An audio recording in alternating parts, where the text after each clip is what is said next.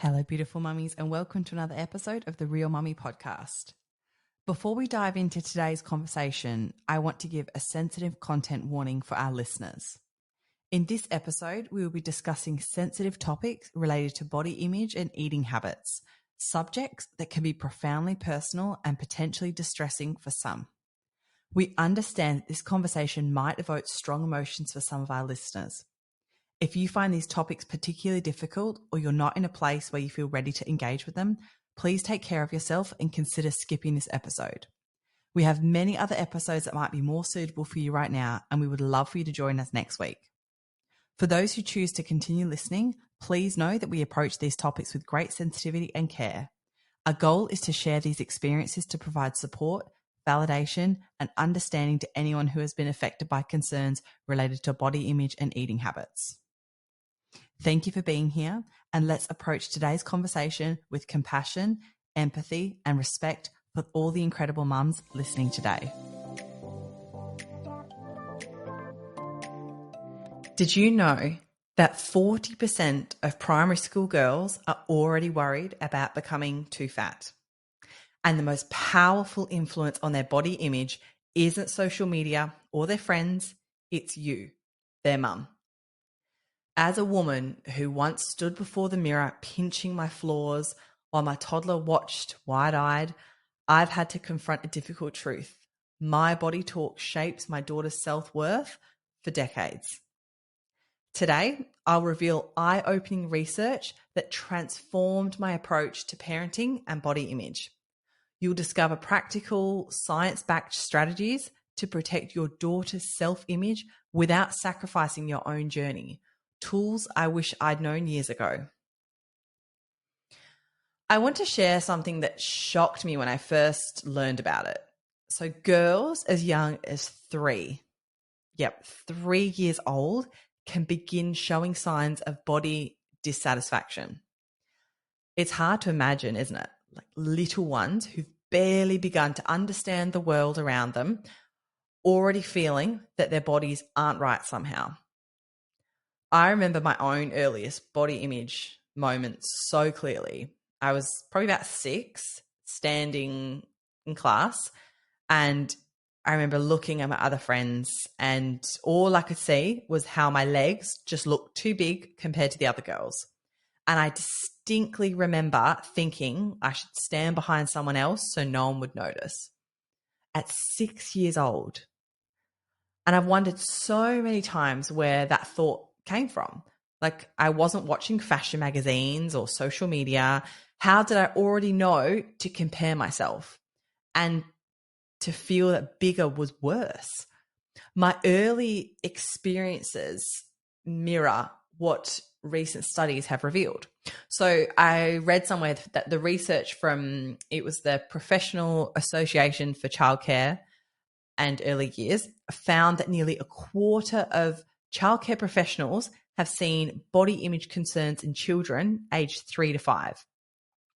And by the age of 8, many girls have completely internalized negative feelings about their bodies, all before puberty even begins. Studies show more than half of girls aged 6 to 8 express worry about their weight or shape. Children are remarkably observant from their earliest years. They absorb everything around them like little sponges, and our comments about our thighs, our sights in the mirror, our talk about our diets, even the way we tense up when trying on certain clothes. This absorption works like a photograph, developing slowly. At first, it's invisible, then gradually revealing a complete picture of body expectations. These countless tiny moments form their understanding of how bodies work and which bodies are acceptable. This early awareness creates a foundation for how they'll view themselves for potentially decades to come. We often think body image issues start with teen girls discovering Instagram filters or fashion magazines, but the groundwork is laid much earlier. There's a biological component as well. So studies at the University of California, I think it was, found links between hormone levels and body dissatisfaction, even in prepubescent children. So beyond cultural messages, complex biological factors can make some children more vulnerable to developing negative body image. And what's particularly concerning is how early dissatisfaction affects how girls engage with the world. I read a recent article that found that girls who express body concerns at young ages often avoid activities they might otherwise enjoy, like refusing swimming because of the swimsuit anxiety or avoiding sports to prevent being seen running. Their experiences become limited by appearance concerns before they've even discovered what they love. I recently spoke with a teacher who shared the most heartbreaking story about a 4-year-old refusing to wear a princess dress in the costume corner because she said that it didn't fit right. And you could see this look on her face. And she said, like, how did these ideas take root in them so early? Media research reveals children as young as 5 become aware of dieting and express weight loss behaviors. They explain that this awareness typically comes from observing adult behaviors rather than explicit messages. So children learn by watching our reactions to weight gain, our food conversations, and how we treat people in larger bodies. So how early do girls actually start to feel bad about their bodies? Solid evidence shows body dissatisfaction becoming established by age 8 for many, with the roots forming between 3 to 4 years old. This timing is both troubling and empowering for parents. If these attitudes form before social media and teen magazines enter the picture, we must ask, what's influencing them? The answer is likely closer to home than we'd like to admit. If our daughters aren't getting these ideas from Instagram at age 3 or 4, they're learning from watching us, from our body talk, our mirror reactions, our food anxieties. This doesn't mean we should blame ourselves. Most of us were raised in the same culture, but it means we have the power to change the narrative. As the primary influence during these formative years, we have a remarkable opportunity to help them develop a healthier relationship with their bodies than perhaps we had with our own.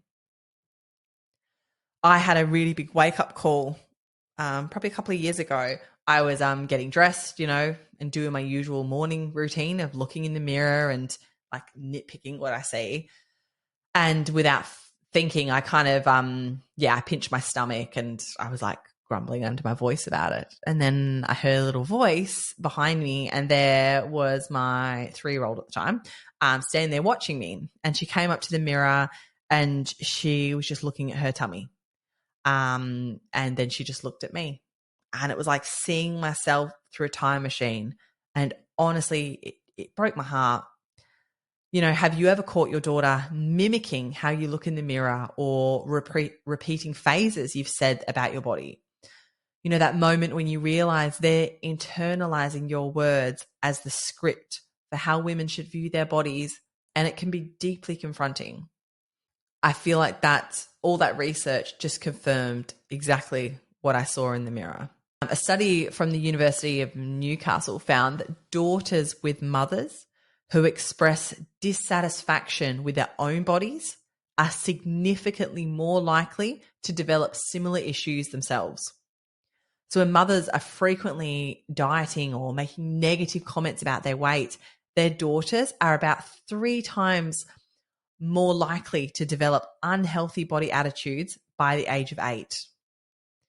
As mothers, we are the first and most powerful models of womanhood for our daughters. Not celebrities, not social media, influencers, not even their friends. It's us. We teach them what it means to live in a female body long before any other influence gets a chance. The way we talk, the way we treat our body creates their earliest understanding of what's normal and expected. What we say about ourselves matters tremendously. Those comments like, I look fat in this, or oh, I need to lose this weight before summer, aren't passing remarks to them. They're lessons. When we criticize our bodies, we're inadvertently teaching our daughters that women's bodies are meant to be criticized, that constant evaluation is normal, and that their physical appearance determines their worth. Think about the last time you stepped on a scale and frowned, or tried on some clothes and complained about how tight they fit, or declined to join in at the swimming pool because you felt self-conscious. Your daughter was watching, absorbing, learning. This is how women behave, she concludes. This is what I should do too. Our non-verbal cues speak volumes. The way we examine ourselves critically in mirrors, how we flinch when we see photos of ourselves, or the tension in our bodies when someone comments on our appearance. Our daughters pick up on all of it. Children are remarkably perceptive to these subtle signals, often more so than to our direct statements. I read another article from a doctor, and she explained that these patterns of body dissatisfaction can be passed down through generations, like family heirlooms, with daughters unconsciously inheriting their mother's insecurities and coping behaviors.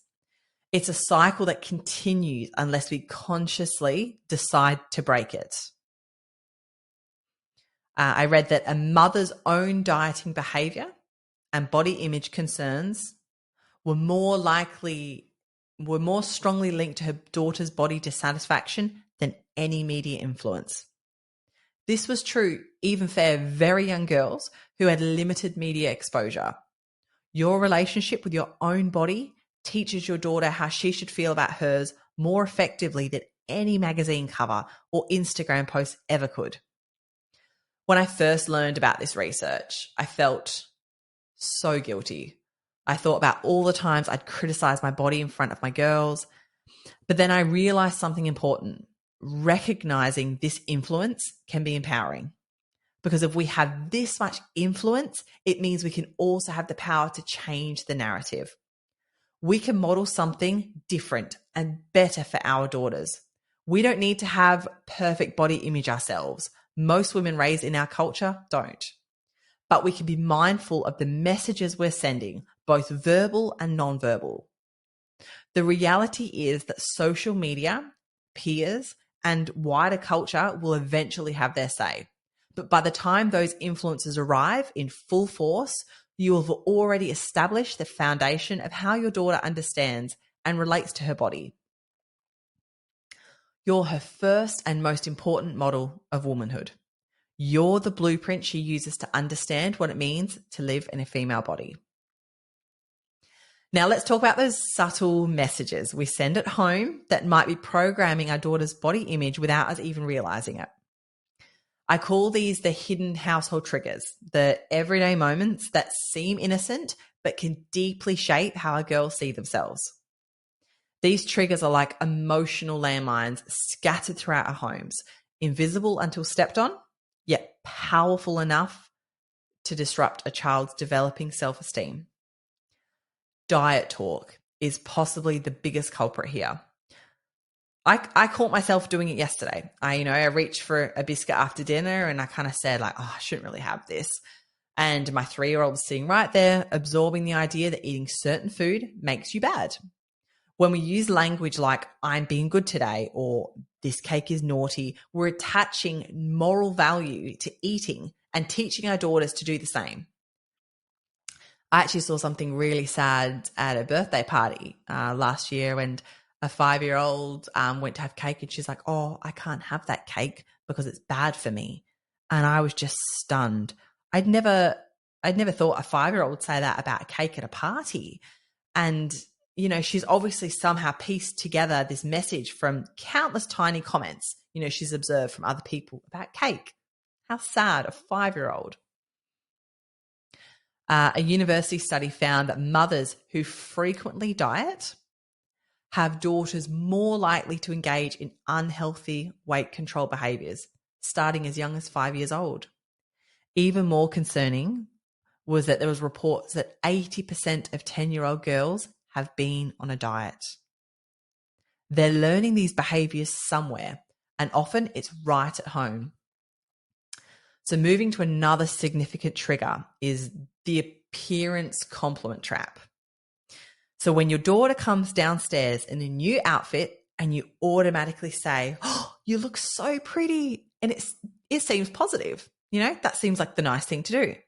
However, constantly praising our daughters for being pretty reinforces the message that their appearance is their most valuable quality. I started noticing how often I complimented my daughters on their looks compared to their kindness or creativity or determination. Without meaning to, I was training them to value beauty above all the other qualities. Even comments like, "Oh, you look slim in that dress," sends the message that certain body types are more desirable. Research shows that girls who receive frequent appearance-based compliments tend to have higher levels of appearance-focused self-worth, making them more vulnerable to body dissatisfaction later as they tie their self-worth to appearance rather than character.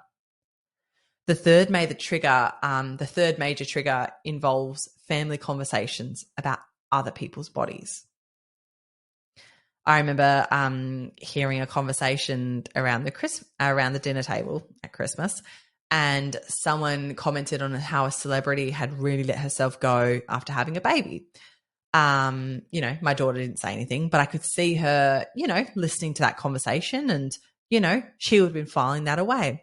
Weight gain is something shameful.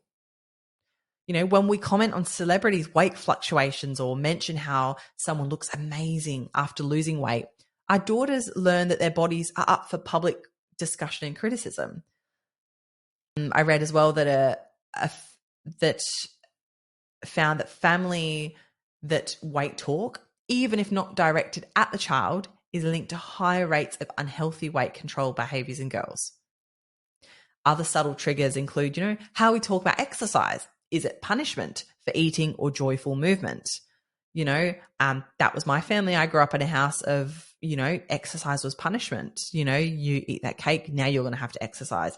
It was never about moving your body and making you feel strong. Our relationship with mirrors. Do we grimace at our reflection? And language about our clothes, this flattering, like, "Oh, that's flattering on you," or, "Oh yeah, that's good. That's hiding your belly," and, being aware of certain body parts. And being aware of these triggers is the first step to creating a more body positive environment at home. It's about becoming more conscious of the subtle messages we're sending. Our homes can either reinforce harmful cultural messages about bodies or become a safe haven for them. The good news is that once we identify these patterns, we can begin to change them.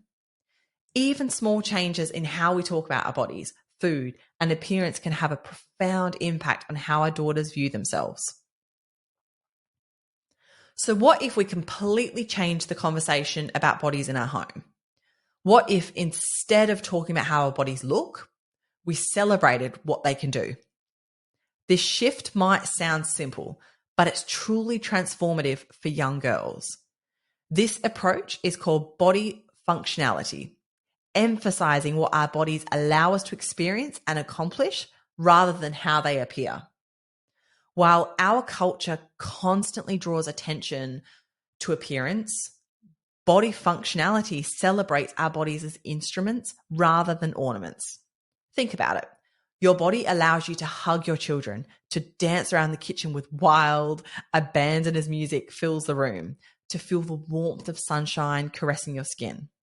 Your daughter's body lets her climb trees with determination in her eyes, make art with colorful fingerprints, and express her feelings through movement. With my 3-year-old, we've started using this language daily. When she's playing at the park, I might say, "Look at those strong legs that helped you climb so high," or "Your clever hands built such an amazing tower." We talk about how her body helps her do the things she loves, not how it looks while she's doing them. This subtle shift in language makes a profound difference in how she understands her value. I remember the day my daughter fell at the playground and she grazed her knee. And instead of just comforting her, I took the opportunity to talk about how amazing our bodies are at healing themselves. Your body is already working to fix that graze, I told her. The same body that lets you run so fast is clever enough to heal when you fall. And her eyes just widened with this wonder at this new way of thinking about herself. And science backs this shift in focus. Studies show that girls who appreciate their bodies for what they can do develop stronger self-esteem and more positive body image. A study from the Body Image Research Group found that interventions focusing on body functionality reduced appearance concerns in girls as young as 6 years old. These girls were less likely to compare themselves to others and showed greater body satisfaction overall. This shift in focus helps girls develop a more complex understanding of their worth, one that isn't tied to changing standards of beauty. When a girl understands that her value comes from kindness, creativity, strength, determination, and countless other qualities, she builds resilience against narrow beauty standards. Body functionality is like a musical instrument perfectly tuned. When we focus on what our bodies do, rather than how they look, we create this harmonious relationship within ourselves that resonates through every aspect of life. It's also about introducing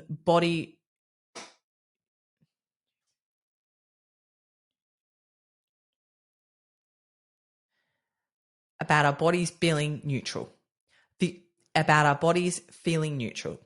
The idea that you don't have to love every part of your body every day, but you can respect it for allowing you to experience the world.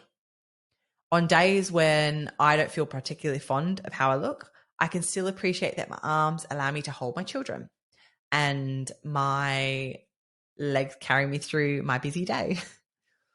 When we talk about our bodies in terms of strength and ability and sensation, we are giving our daughters a richer vocabulary for themselves.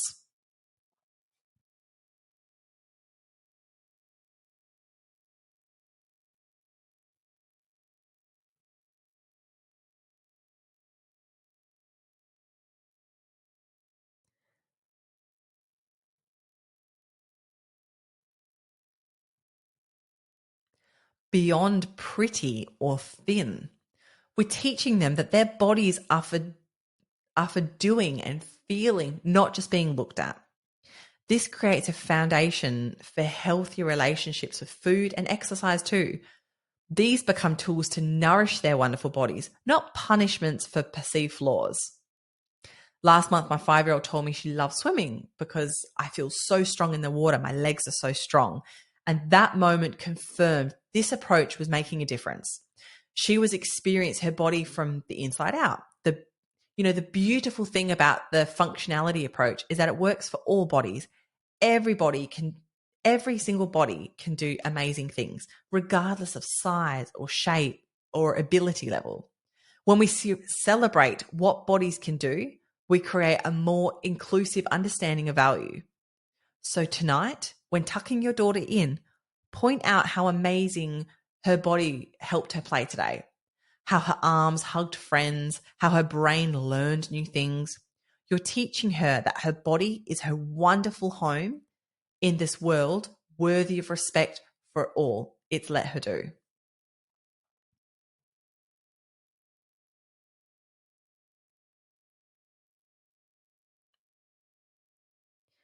Have you ever cringed when a relative commented on your daughter's appearance or weight?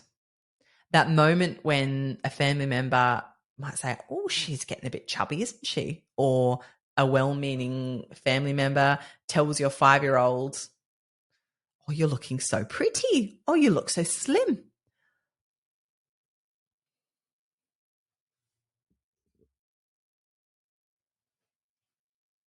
I remember feeling my stomach drop.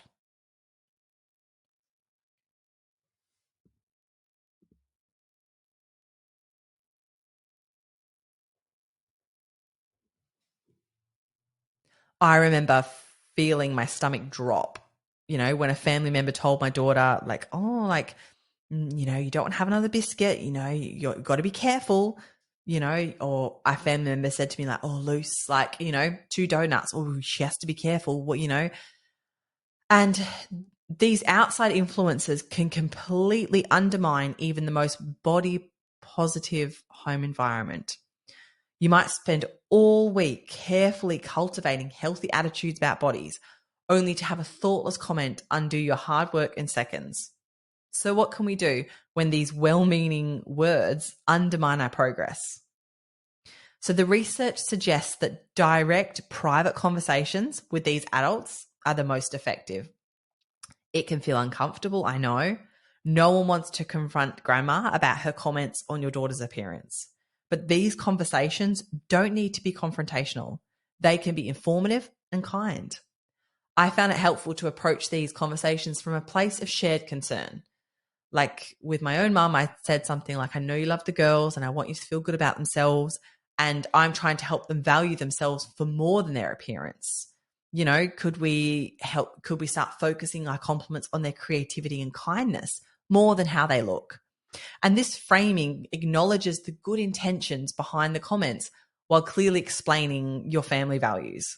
When family members understand the why behind your requests, they're often more willing to adjust their language. You might explain that research shows appearance-focused compliments can harm girls' self-esteem, making them feel like their value lies primarily in how they look. And most people genuinely want what's best for your children. They just might not understand the impact of their words. And it can be helpful to offer alternative ways for relatives to connect with your daughter. Instead of appearance-based comments, suggest phrases like, I love how creative you are, or your smile lights up the room when you're happy.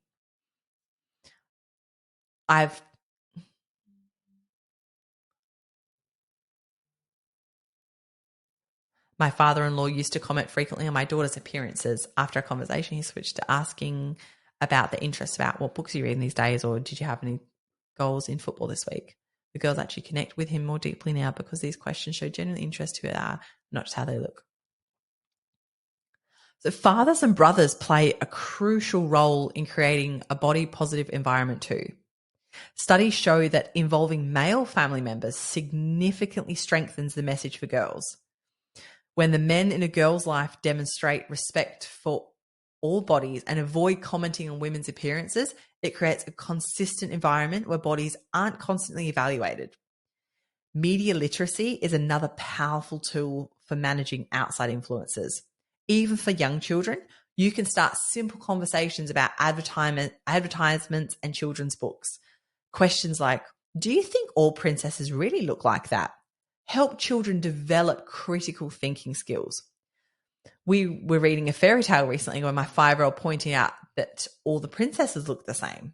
They all have yellow hair and they all have a small tummy, but real people look different.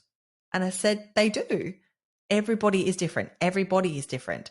And, these conversations don't need to be heavy. They can just be curious and playful while still helping children question limited representations of bodies. As they get older, you can introduce more complex media literacy concepts. Teaching your daughter to ask who created this image and why helps her become an active consumer of media rather than a passive recipient. Remember that you're teaching your daughter to be the manager of her own self-concept, to choose what messages she lets in and what she keeps out. By showing her how you protect her from harmful comments, you're modeling skills she'll eventually use herself. Yesterday, I overheard my daughter telling a friend, like, in our family, we don't use the word fat. It's a bad word. And, like that simple statement showed me that despite the outside influence,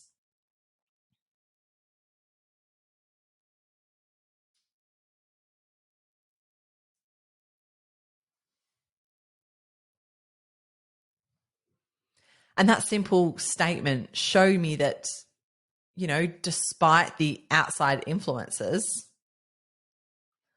the messages we're reinforcing at home are starting to take root. All right. So can we be honest for a moment? So many of us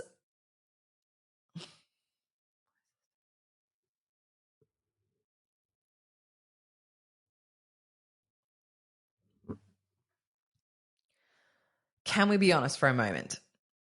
Many of us are trying to raise body positive daughters while still struggling with our own body image issues. It feels a bit like teaching someone to swim when we're barely staying afloat ourselves. That little voice in our head still critiques our reflection, still compares our bodies to others, still makes us hesitate before stepping into bathers. How can we possibly teach our daughters to love their bodies when we haven't quite figured it out ourselves? And I want you to know something important. You don't need to have the perfect body image to help your daughter develop a healthy relationship with her body. You need to be willing to try, aware, and to be honest with yourself, if not always with her. Research reveals that transformed my perspective. Modeling positive body images for our daughters creates a mutual healing process. When we consciously choose different language about bodies for their sake, those new thought patterns gradually reshape our own internal landscape. I noticed this myself after a few months of carefully monitoring my language around my girls. I'd stopped saying negative things about my body out loud, and gradually the volume of those thoughts in my head began to decrease too. The act of performing body acceptance eventually helps create actual body acceptance. This doesn't mean pretending to love your body if you don't.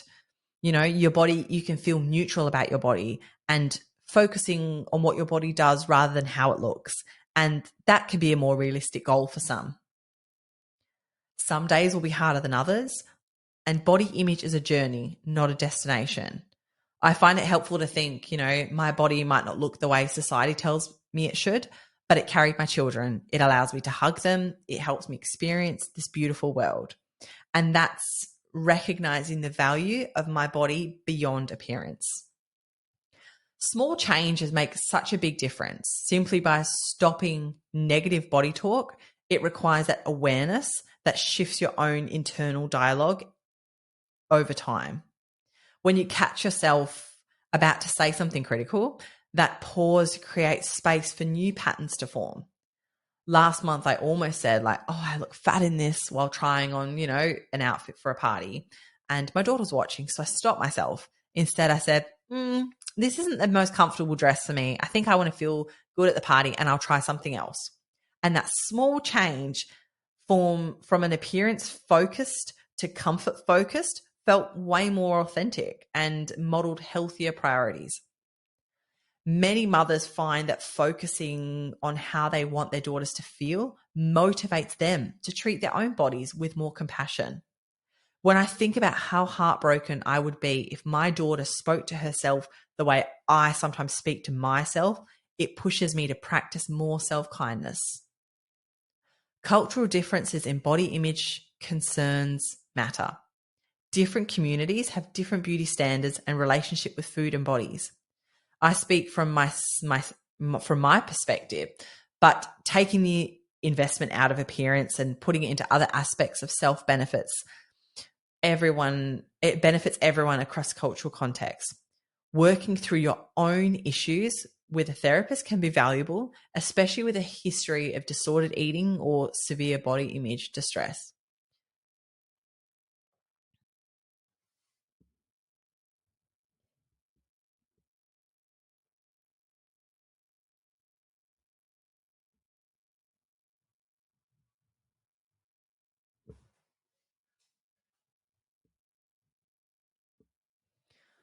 Okay, let's get practical. What does body positive parenting actually look like in those everyday moments with your young daughter? It's one thing to understand the concepts, but quite another to put them into practice when you're in the middle of a busy morning or responding to a comment your child makes about her tummy at bedtime. I found that starting with mindful language choices makes the biggest difference. So instead of greeting your daughter with, "You look beautiful today," when she comes to breakfast, try, "You look so happy this morning," or, "I loved how kind you were to your brother just now." That subtle shift moves the focus from appearance to emotions and actions. It balances appearance based compliments with many more that celebrate who she is beyond her looks. Yesterday morning, my 5-year-old came out in the mismatched outfit she'd chosen herself. And my first instinct was to say like, oh, look, you look so cute. But instead I was like, no, I was like, oh, I like the choices you've made with your clothes today. And I said, do you feel good? And her proud smile showed me she valued that recognition of her decision-making far more than a comment about cuteness. Creating regular opportunities for joyful movement is another practical strategy. In our house, we are always having spontaneous dance parties in the living room or, just going for walks where we challenge ourselves to climb hills or balance on logs and just play active games at the park. And the focus is always on fun, challenge and feeling good, never on burning calories or changing how our bodies look. Last weekend after a long walk, my daughter was like, my legs feel so strong today. I walked so far. And that's exactly the kind of body awareness I hope to nurture, connected to sensation and ability rather than appearance. So in choosing books and media, look for diverse body representations. We recently found a really good book about swimming and it showed children, adults of all different sizes and abilities and ethnicities all enjoying the water. And I kind of commented and I was like, look at all the different bodies enjoying the swimming. Isn't it beautiful? Like all these bodies come in amazing shapes and sizes. And this compliment switch is a technique I try and practice daily. Whenever I find myself about to compliment my daughter's appearance, I quickly switch to complimenting a character trait, skill, or an action instead. So, you look pretty in that dress becomes, oh, you've been waiting so patiently for your turn. Or I notice how well you've been concentrating on building that tower. Role-playing responses to body negative comments has been surprisingly effective. So children encounter body negative talk even in primary school. So giving your daughter simple phrases helps her navigate these situations. We practice saying things like, bodies come in different sizes and that's okay. Or I like my body because it helps me do things I enjoy. My daughter recently told me she used one of these phrases when a friend at school said something about another child being fat. So creating regular check-ins as well provides opportunities to address body image concerns before they become entrenched. Simple questions like, how are you feeling about yourself these days? Or, it can open important conversations. They don't need to be formal, sit down conversations. It's just the best discussions that happen, in the car or cooking together or at bedtime. Studies show that daughters of mothers who diet are 10 times more likely to worry about their weight by age 10. Maternal commentary about weight, even if focused only on the mother's own body, directly links to body dissatisfaction in daughters. These strategies aren't theoretical. They're protective factors that research shows can significantly reduce the risk of body dissatisfaction as your daughter grows. A longitudinal study following girls from age 5 to 15 found that those whose parents emphasized body functionality over appearance showed greater body satisfaction during those adolescent years. I saw this impact with my daughter's friend refused to wear her swimming costume because she thought her tummy looked too big. Our bodies help us swim and play and hug and people and we love, and that's what matters.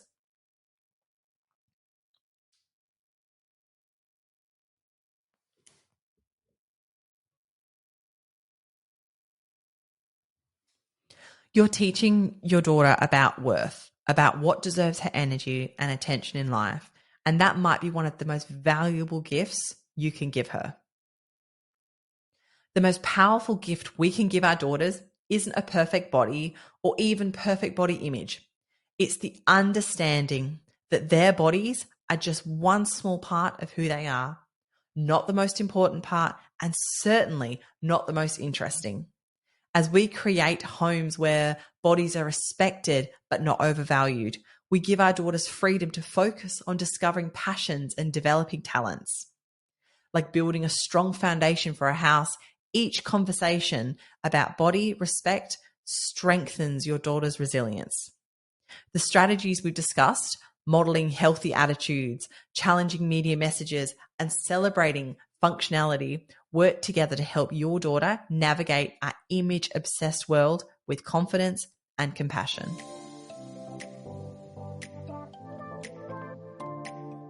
Thank you so much for tuning into this episode of the Real Mummy podcast.